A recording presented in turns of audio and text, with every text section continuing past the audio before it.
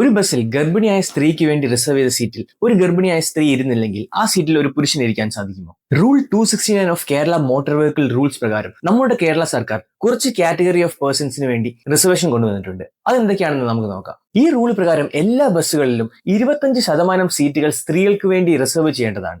ആ 25%-ൽ ഒരു സീറ്റ് ഗർഭിണിയായ സ്ത്രീക്ക് വേണ്ടിയും റിസർവ് ചെയ്യേണ്ടതാണ്. അതുകൊണ്ട് തന്നെ ഒരു ഗർഭിണിയായ സ്ത്രീ ആ സീറ്റിൽ ഇരിക്കാനില്ലെങ്കിൽ അവിടെ മറ്റൊരു സ്ത്രീക്ക് തന്നെയാണ് ഇരിക്കാൻ അധികാരമുള്ളത്. 3 വയസ്സ് വരെ പ്രായമുള്ള കുട്ടികളുമായുള്ള അമ്മമാർക്ക് ആ 25% സീറ്റിൽ നിന്നും 5% സീറ്റ് റിസർവ് ചെയ്യേണ്ടതാണ്. എല്ലാ ഓർഡിനറിയും ലിമിറ്റഡ് സ്റ്റോപ്പ് ഓർഡിനറി ബസ്സുകളിലും 20% സീറ്റുകൾ മുതിർന്ന പൗരന്മാർക്ക് വേണ്ടി റിസർവ് ചെയ്യേണ്ടതാണ്. അതിൽ 10% സ്ത്രീകൾക്കും 10% പുരുഷന്മാർക്കുമാണ്. ഇനി സൂപ്പർ ഫാസ്റ്റോ ഡീലക്സ് ബസ്സുകളോ ആണെങ്കിൽ വെറും 5% മാത്രമാണ് മുതിർന്ന പൗരന്മാർക്ക് വേണ്ടിയുള്ള റിസർവേഷൻ. വികലാംഗരായിട്ടുള്ള ആൾക്കാർക്ക് വേണ്ടി 5% അല്ലെങ്കിൽ മിനിമം 2 സീറ്റെങ്കിലും എല്ലാ ബസ്സുകളിലും റിസർവ് ചെയ്യേണ്ടതാണ്. ഇനി ആകട്ടെ അന്ധരായുള്ളവർക്ക് ഒരു സീറ്റും റിസർവ് ചെയ്യേണ്ടതാണ്. സ്ത്രീകൾക്ക് വേണ്ടി റിസർവ് ചെയ്ത സീറ്റ് ഡ്രൈവറുടെ തൊട്ട് പിന്നിലെ റോകളിലാകണമെന്നും നിർബന്ധമുണ്ട്. നമ്മൾ നേരത്തെ ഡിസ്കസ് ചെയ്ത ഈ റിസർവേഷൻസ് എല്ലാം തന്നെ എല്ലാ ബസ്സുകളിലും ആപ്ലിക്കബിൾ ആണോ? സ്ത്രീകളുടെ റിസർവേഷൻ വെച്ച് ബാക്കി റിസർവേഷൻസ് ഒന്നും തന്നെ ഓൺലൈനായി റിസർവ് ചെയ്യുന്ന ബസ്സുകളിൽ ഒന്നും തന്നെ ആപ്ലിക്കബിൾ അല്ല. ഇപ്രകാരം റിസർവ് ചെയ്ത ഒരു സീറ്റിൽ മറ്റൊരാൾ ഇരിക്കുകയും ആ സീറ്റിൽ നിന്ന് കണ്ടക്ടർ പറഞ്ഞിട്ട് മാറാതിരിക്കുകയാണെങ്കിൽ